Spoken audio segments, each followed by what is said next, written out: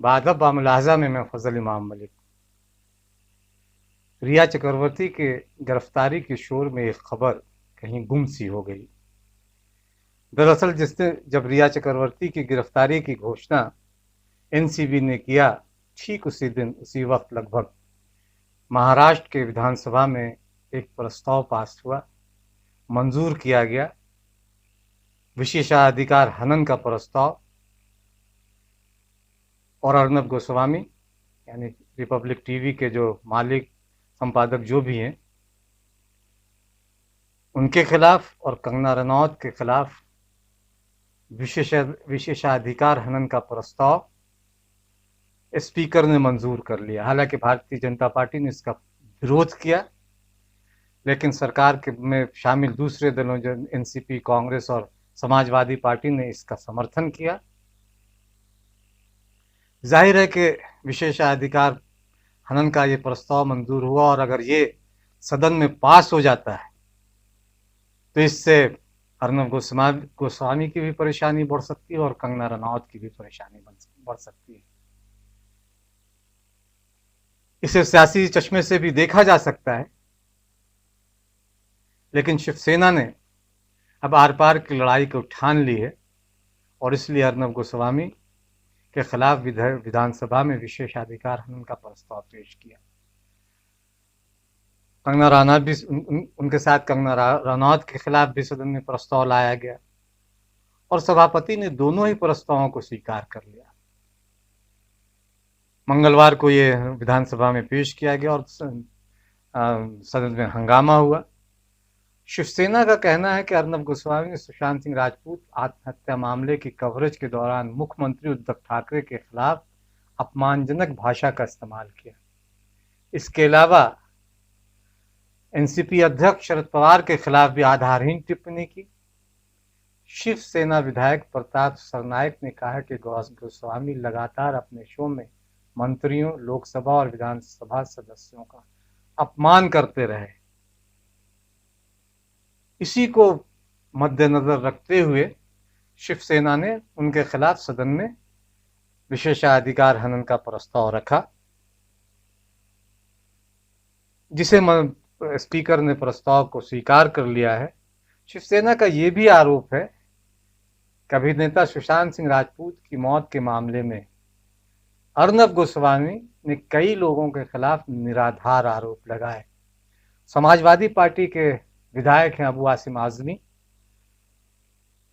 उन्होंने सदन में इसका समर्थन किया और समर्थन करते हुए क्या कुछ कहा, पहले उसे सुने। मैं कहना चाहता हूं, हमारे विरोधी दल नेता फडणवीस साहब बैठे हैं, हमारे विरोधी दल नेता, मैं इनसे पूछना चाहता हूं कि आप बताइए कि अर्नब गोस्वामी जैसे ये जर्नलिस्टों ने जब इस देश के अंदर तबलीगी जमात के ऊपर जबरदस्ती तबलीगी जमात को कोरोना बढ़ाने वाला कहा और कई दिनों तक कई महीनों तक ये लोग तबलीगी जमात को कोरोना बढ़ाने वाले कह करके इस देश के अंदर हिंदू मुसलमानों को बांटने की कोशिश किया और उसके बाद कोर्ट ने कह दिया कि तबलीगी जमात को बलि का बकरा बनाया गया। तबलीगी जमात ने ऐसा कोई काम नहीं किया। क्या आप इतने लोग बैठे हो, आपको शर्म नहीं आती? आप बोलने को नहीं दिखाए होते? तबलीगी जमात वो जमात है जो इस देश के अंदर इंसानियत सिखाती है और ये कोर्ट ने कह दिया है कि तबलीगी जमात को बलि का बकरा बनाया गया। मैं मांग करता हूं अर्नब गोस्वामी जैसे लोगों को उस कुर्सी से उठाकर फेंक दिया जाए और उसकी जगह जेल में होना चाहिए। उसकी हिम्मत क्या है कि हमारे मुख्यमंत्री को इस तरह से बात करता है जैसे कोई गुंडा मवाली बात करता हो। मैं हक भंग का सपोर्ट करने खड़ा हुआ हूं और निवेदन करता हूं कि इसके ऊपर जल्द से जल्द कार्रवाई किया जाए। ये एक कंगना रनौत, और इसने क्या कह दिया कि मैंने फिल्म लाइन में इस्लामिक वर्चस्व को खत्म कर दिया। बेशरम कही कि इस्लामिक बात करती है, तू इस्लाम के बारे में बात कर रही हो? फिल्म लाइन से इस्लाम का क्या लेना देना है? अगर तुम कहती खान ब्रदर तो मैं कुछ नहीं बोलता, तुमने इस्लामिक वर्चस्व की बात किया है। मैं मांग करता हूं गृह मंत्री से, ऐसे लोगों को महाराष्ट्र की सरजमीन पर रहने का कोई हक नहीं है। कार्रवाई कीजिए उसके ऊपर। हमारे मुख्यमंत्री के बारे में, हमारे महाराष्ट्र के बारे में ये गलत बातें करते हैं। वो लोग जो रोजी रोटी यहां कमाते हैं, वो लोग इस तरह की बात करेंगे, हमारे जैसे लोग कभी उसे बर्दाश्त नहीं कर सकते। मैं मांग करता हूं कि ये अर्नब गोस्वामी पर, कंगना रनौत पर और ऐसे तमाम लोगों पर कार्रवाई होना चाहिए। बहुत बहुत धन्यवाद सर। जाहिर है कि मामला फंसेगा।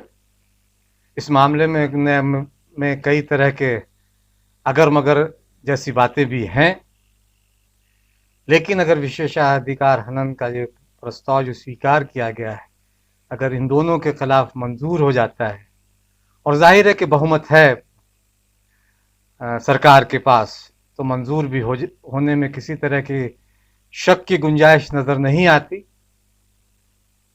और इसके बाद अर्नब गोस्वामी की भी परेशानी बढ़ेगी और कंगना रनौत की भी। जेल भी हो सकती है या फिर इन्हें सदन में खड़े होकर माफी भी मांगनी पड़ सकती है, लेकिन परेशानी है। इस बीच बहुत सारी बातें अर्नब गोस्वामी ने अपने शो में लगातार की। जिस तरह का व्यवहार किया वो किसी पत्रकार का कम, पहलवान का ज्यादा दिखाई देता है। वो भाषा किसी भी तरह से पत्रकार की भाषा नहीं, जिस तरह से उन्होंने बाहें चढ़ाकर ललकारते हुए दिखाई दिए, ये किसी गली मोहल्ले के मवाली की भाषा तो हो सकती है, किसी पत्रकार की भाषा नहीं हो सकती है। उन्होंने एक प्रतिद्वंदी चैनल पर भी लगातार हमले किए। रिया चक्रवर्ती के इंटरव्यू के बाद उनका मानना था कि उस चैनल को रिया चक्रवर्ती का इंटरव्यू नहीं करना चाहिए था, लेकिन उनके चैनल के रिपोर्टर किस तरह से रिरिया रहे हैं रिया चक्रवर्ती से बात करने के लिए। बस देखें और सुने और समझें उस रिपोर्टर की पीड़ा। वो लगभग रोने वाले अंदाज में बात कर रहा है रिया चक्रवर्ती से, कहो कि सेठ, एक तरह से कहा जाए तो सेठ मारेगा उसे। यानी उस रिपोर्टर के लिए अर्नब चक्रवर्ती कोई पत्रकार नहीं, कोई संपादक नहीं है, वो सेठ हैं। किस तरह से बात कर रहा है, इसे सुने, समझें और आकलन करें कि भारतीय मीडिया चैनल किस तरह जा रहे हैं। आदर्श मूल्य कहीं पीछे छूट गए हैं और सरकार के एजेंडे पे काम करने वाले पत्रकारों का क्या रूप है, किस तरह से वे काम कर रहे हैं, इसमें आसानी से समझा जा सकता है। हालांकि वे आज कंगना रनौत के साथ खड़े दिखाई दे रहे हैं, कल रिया चक्रवर्ती को कटघरे में खड़ा कर उसे गिरफ्तार, क्या क्या नहीं, सिर्फ फांसी जैसी सजा सुनाना बाकी रह गया था अर्नब गोस्वामी और उनके जैसे दूसरे पत्रकारों का। उन्होंने एक तरह से तो चैनलों पर घोषित कर ही दिया था, फैसला सुना ही दिया था, सिर्फ फैसले पर अमल करना बाकी था। लेकिन इस वीडियो को देखें जरूर, भारतीय मीडिया का वो घिनौना, गलीज और लिजलिजा चेहरा नजर आ जाएगा। Madam madam madam madam madam एक बाइट दे दो मैडम, सारा दिन लगा दिया मैडम।